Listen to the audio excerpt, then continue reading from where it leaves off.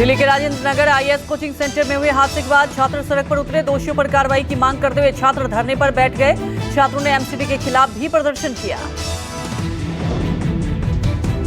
Coaching centre में पानी भरने से 3 छात्रों की मौत हो गई थी। मौत के बाद एबीपी ने भी मेयर के खिलाफ प्रदर्शन किया। मेयर सैली ओबराई के घर बाहर एबीपी कार्यकर्ताओं ने कार्रवाई करने की मांग की।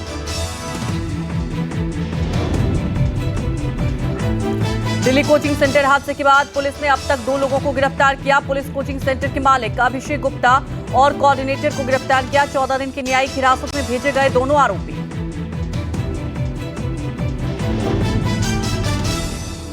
राजेंद्र नगर हादसे में मारे गए 3 मृतकों के परिजनों को दिल्ली सरकार ने 10 लाख के मुआवजे का ऐलान किया। दिल्ली कोचिंग हादसे के बाद एमसीडी की कार्रवाई जारी। एमसीडी ने कोचिंग सेंटर के बेसमेंट को सील किया। आईएएस कोचिंग सेंटर हादसे के बाद दिल्ली में सियासत गरमा गई। बीजेपी ने हादसे को लेकर आम आदमी पार्टी को जिम्मेदार ठहराया और बीजेपी ने लापरवाह मंत्रियों का इस्तीफा भी मांगा।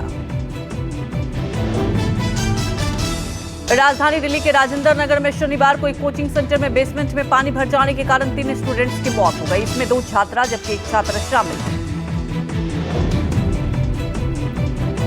वही घटना का वीडियो सामने आया जिसमें बेसमेंट में पानी भरते देखा जा रहा है। पानी सैलाब की तरह बेसमेंट में घुस रहा है। घटना के दौरान कई लोग जान बचाते नजर आ रहे हैं। कोचिंग सेंटर के बेसमेंट में स्थित लाइब्रेरी में करीब 35 छात्र और छात्राएं पढ़ाई कर रहे थे। तभी अचानक पानी का जलजला आ गया। हादसे में 3 स्टूडेंट्स की मौत हो गई।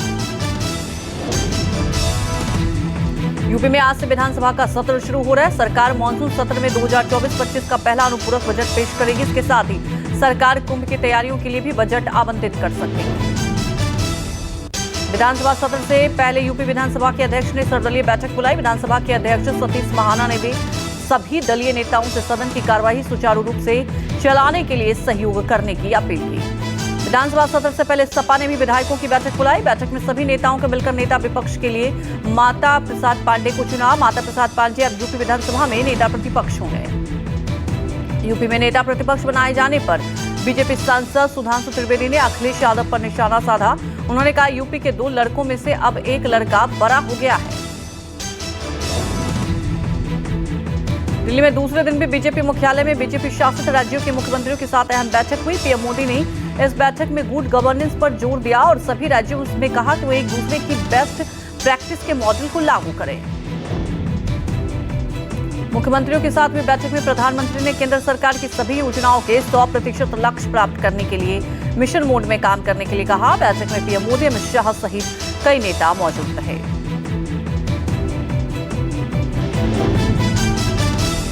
बजट सत्र का आज 6वां दिन। फिर शुरू होगी संसद में बजट पर चर्चा। संसद के दोनों सदनों की कार्रवाई सोमवार सुबह 11 बजे होगी शुरू। बजट चर्चा के दौरान विपक्ष लगातार हमलावर। बजट सत्र में चर्चा के दौरान बजट, नीति आयोग और दिल्ली में कोचिंग संस्थान में छात्रों की मौत के मुद्दे पर संसद में हो सकता है हंगामा। दिल्ली आबकारी नीति से जुड़े भ्रष्टाचार मामले में मुख्यमंत्री केजरीवाल की जमानत याचिका पर आज हाईकोर्ट करेगा सुनवाई। पिछली सुनवाई के दौरान हाईकोर्ट ने अंतरिम जमानत की मांग वाली केजरीवाल की याचिका पर फैसला सुरक्षित रख लिया था।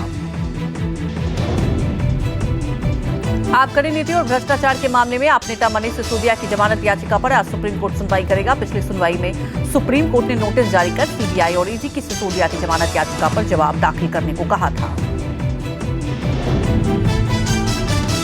सीएम हेमंत की जमानत के खिलाफ सुप्रीम कोर्ट में आज होगी सुनवाई। मुख्यमंत्री हेमंत सोरेन को हाई कोर्ट से मिली जमानत के खिलाफ दाखिल ईडी की याचिका पर सुप्रीम कोर्ट सुनवाई करेगा।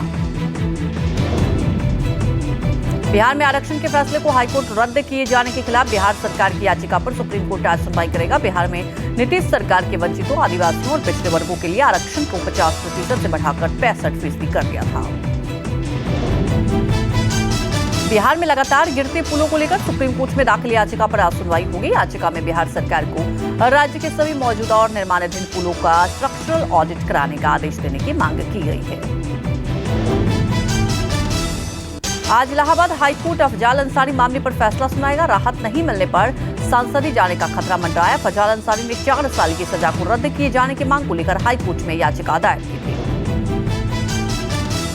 आपका मिशन हरियाणा जारी। राज्यसभा सांसद संजय सिंह और हिसार और फतेहाबाद में बदलाव जनसभा को करेंगे संबोधित। आम आदमी पार्टी ने अगले 15 दिनों के भीतर 90 विधानसभा क्षेत्रों की 45 रैलियां करने का खाका तैयार किया है। मराठा आरक्षण को लेकर मनोज जारंगी का सरकार को दिया गया अल्टीमेटम खत्म। मनोज जारंगी आज अपनी रणनीति का करेंगे ऐलान। आज सावन का दूसरा सोमवार, कांवड़ यात्रियों की सुरक्षा के लिए किए गए हैं पुख्ता बंदोबस्त। यूपी के मुजफ्फरनगर में कांवड़ियों की सुरक्षा में एटीएस की तैनाती की गई।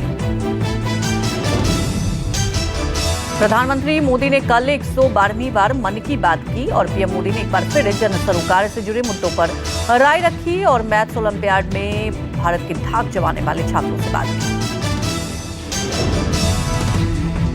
मन की बात में पीएम ने पेरिस ओलंपिक का भी जिक्र किया। पीएम मोदी ने कहा, इस समय पूरी दुनिया में पेरिस ओलंपिक छाया हुआ है। ओलंपिक हमारे खिलाड़ियों को विश्व पटल पर तिरंगा लहराने का मौका दे रहा है। पेरिस ओलंपिक में भारतीय शूटर मनु भाकर ने इतिहास रच दिया। Women's 10 metre air pistol event में ब्रॉन्ज मेडल जीता। ओलंपिक के इतिहास में शूटिंग में मेडल दिलाने वाली मनु पहली भारतीय महिला है। मनु भाकर के ब्रॉन्ज जीतने पर प्रधानमंत्री मोदी ने बधाई दी। उन्होंने पोस्ट कर लिखा, यह एक खास जीत है। मनु भाकर शूटिंग में मेडल जीतने वाली पहली महिला बनी और शानदार उपलब्धि। मनु भाकर के मेडल जीतने के बाद उनके पैतृक गांव में जश्न का माहौल। मनु भाकर के पिता रामकिशन भाकर ने कहा, पूरे देश को उनकी बेटी पर गर्व है। हमें उससे बेहतर प्रदर्शन की उम्मीद है।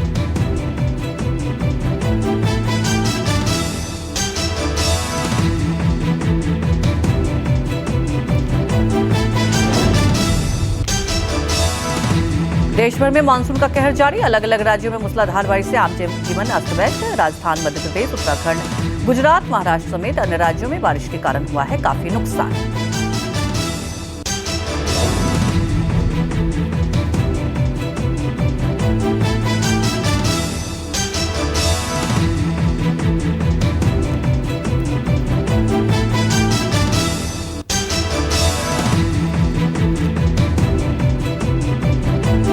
वहीं मौसम विभाग के अनुसार अगले 24 घंटे में पश्चिमी हिमालय के कुछ भाग, उप हिमालय, पश्चिम बंगाल, सिक्किम, ओडिशा, कोंकण और गोवा, पूर्वी राजस्थान, मध्य प्रदेश, विदर्भ और छत्तीसगढ़ में भारी बारिश की संभावना। मौसम विभाग के मुताबिक अगले 1 हफ्ते तक देश के अलग अलग राज्यों में बारिश होगी।